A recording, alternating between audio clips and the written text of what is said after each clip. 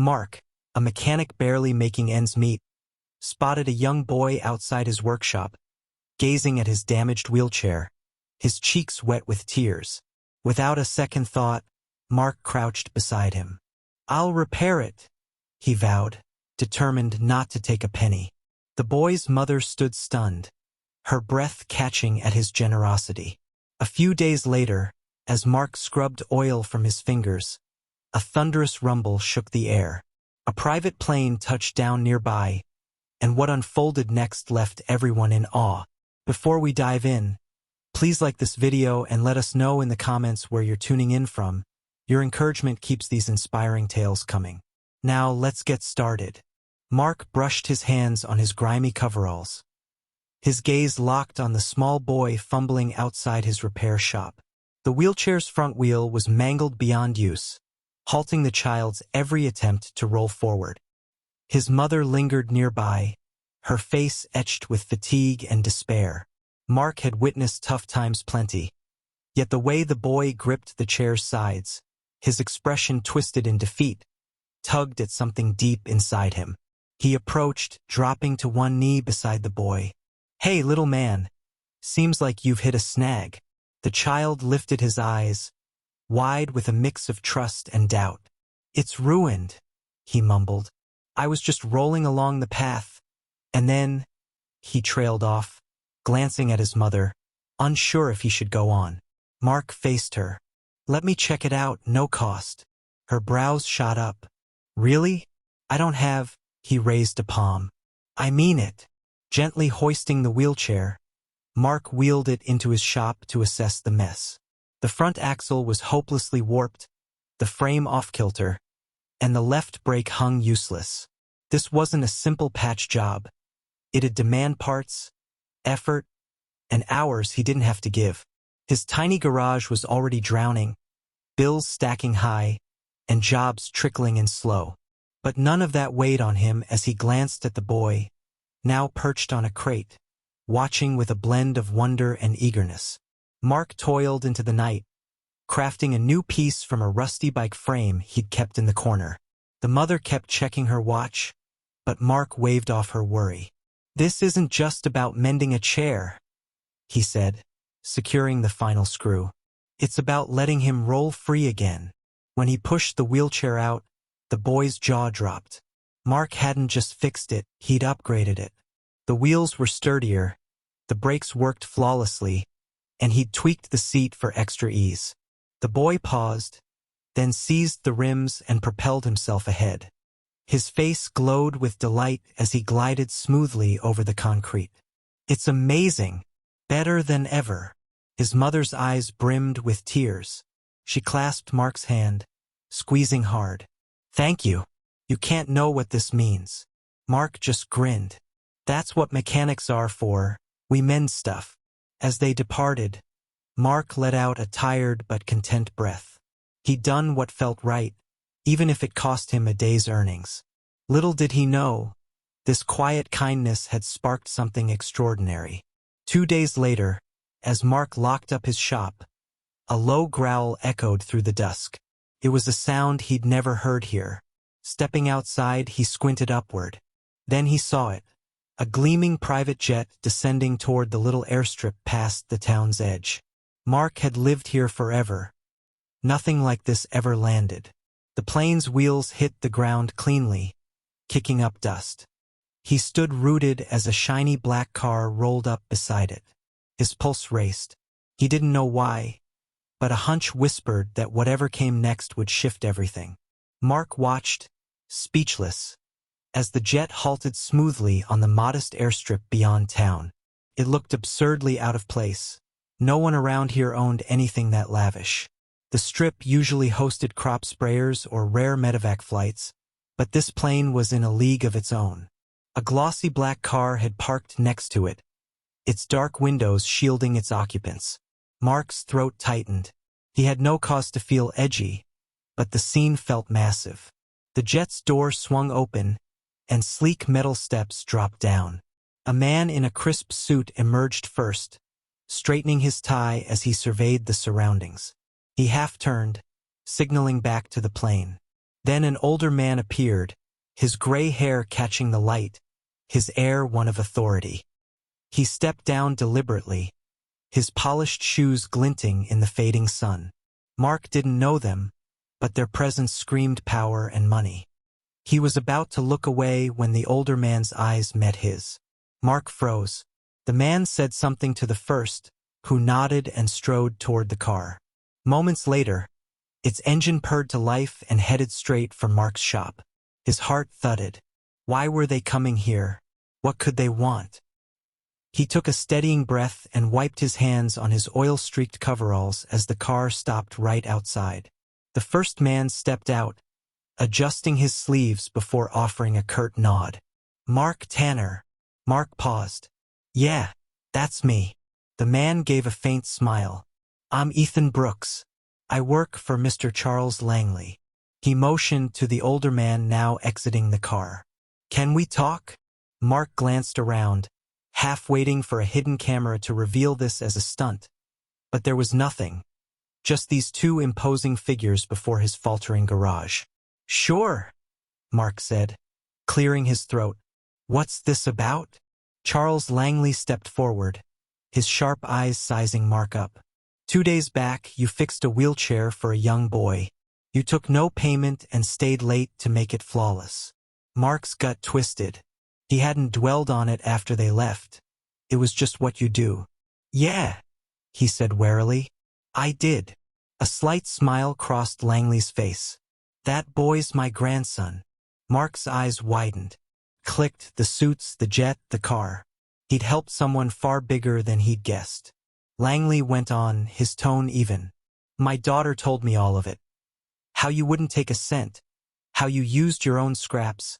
How you poured hours into making his chair not just whole, but better. Mark shrugged, suddenly awkward. It was just a wheelchair. He needed it. I couldn't leave him stuck. Langley's gaze deepened with something Mark couldn't pin. Admiration. Maybe thanks. Maybe more. It wasn't just a chair. It was his freedom. And you handed that back to him. Mark didn't know how to reply. He was a small-town gearhead, cars, bikes, the odd mower. But this felt huge beyond anything he'd touched. Langley watched him a moment, then spoke again. I don't do debts, Mark. I reward decency. He nodded to Ethan, who pulled a slim black envelope from his jacket. I've got a proposition for you. Mark stared at it, his chest pounding. What kind? Langley's smile widened just a touch. The kind that rewrites your story. Mark eyed the envelope in Ethan's hand, his fingers itching faintly. He couldn't guess what was inside, but the moment pressed down like a heavy wrench. He was a mechanic, nothing had ever hinted he'd stand before a tycoon. Offered something that could, as Langley put it, rewrite his story. With a slow breath, he took the envelope and pried it open. Inside lay a single crisp page. His eyes skimmed the text, but his mind stalled. He blinked, shook his head, and read again. It was a deal, a contract, and at the bottom a figure so huge his legs wobbled. This can't be legit, he murmured. Langley's face stayed steady. It's as real as it gets. Mark swallowed, words jamming up. You want to hire me? Langley nodded. More than that. I want you on my crew, heading a top-tier shop, building and fixing premium mobility gear. Your talent, your heart. They're rotting in this little shed. He glanced at the dim bulbs, the ancient tools, the floor patched with years of spills. You're worth more. Mark's hands shook as he clutched the paper. The pay alone was beyond his wildest dreams, plus perks, housing, health, tools he'd never heard of. His mouth went dry. Why me? Langley's look softened. Because folks like you are scarce. You didn't help my grandson for cash. You did it because it was right. That honesty, that goodness. It beats any fancy resume. Mark's pulse hammered. The offer was colossal, too vast to grasp. He'd scratched by his whole life, barely keeping afloat. This shop was his universe, all he understood. Could he leave it? Langley seemed to catch his doubt. Take your time. Mull it over. But if you agree, struggles off the table. You'll have what you need to really shift lives. Like you did for my grandson. Mark exhaled, his thoughts spinning. Could he quit this town? Step into something so far beyond his ken? He glanced at the contract, then at Langley. I need a bit. Langley nodded. Fair enough. But I'll want your call soon. Mark watched as the mogul and his aide turned back to their car. The jet waited, its hum soft in the distance. As they drove off, Mark looked down at the contract again. His life had been about patching things, cars, bikes, engines. Now, for the first time, he could patch something grander, his own path. Mark hardly slept that night. The contract lay on his workbench, its figures and phrases swirling in his skull whenever he shut his eyes. It wasn't just a gig. It was a total overhaul of his world. But ditching everything, leaping into the unknown, scared him stiff. Next morning, he stuck to his routine, hoping the shop's familiar clank would settle him. He tightened nuts, checked oil, wrestled a gearbox on a beat-up truck. But no matter how he tried, his mind kept drifting to that envelope. Midday, a faint buzz snapped him out of it, the hum of an electric wheelchair. He turned. There was little Tim, beaming as he rolled up effortlessly. His mother, Sarah, trailed behind, her smile just as bright. It's perfect, Tim chirped, his joy contagious. It glides so easy. I barely have to try. Mark knelt, checking the wheels, ensuring all held tight. Good to hear. No hiccups. Tim shook his head. Nope. You're the coolest mechanic ever. Mark laughed, but Sarah's face grew earnest. She stepped closer, her voice low. I heard about the offer. Mark stiffened. Word flew fast in a tight town. Not shocking, but it still jolted him. Yeah, still chewing on it. Sarah sighed. Mark, I know this shop's your soul, but do you see what this chance could do? You could help tons of folks. Kids like Tim, stuck without someone like you. Mark looked at the boy, his chest tightening. He'd never framed it that way. Fixing Tim's chair was a quick kindness. But scaling that up? Sarah pressed on. You've always put others first. This is your shot to do it big. Really shake things up. Mark swallowed hard. He'd been the quiet fixer, tinkering in the shadows. Stepping up, being counted on large scale, that loomed huge. Before he could answer, Tim grabbed his hand, small fingers clamping tight. If you go, will you still fix my chair if it breaks? Mark's throat caught. He nodded. Always, pal. Tim grinned. Then you should go. Mark let out a slow breath. The choice's weight bore down harder. He'd been hunting clarity. Maybe it had just rolled right up. Mark lingered in his shop long after Tim and Sarah left, staring at the contract on his bench. His hands hovered over it, but he couldn't sign. The call felt bigger than anything he'd faced. This garage was his life. Every job, every favor for the town poured into it. Walking away felt like losing a piece of himself. Then, tires crunched outside, snapping his days. He turned as a sleek black car pulled in. The driver stepped out, sharp suit, dark shades. Mark knew him instantly. The guy from the jet days back.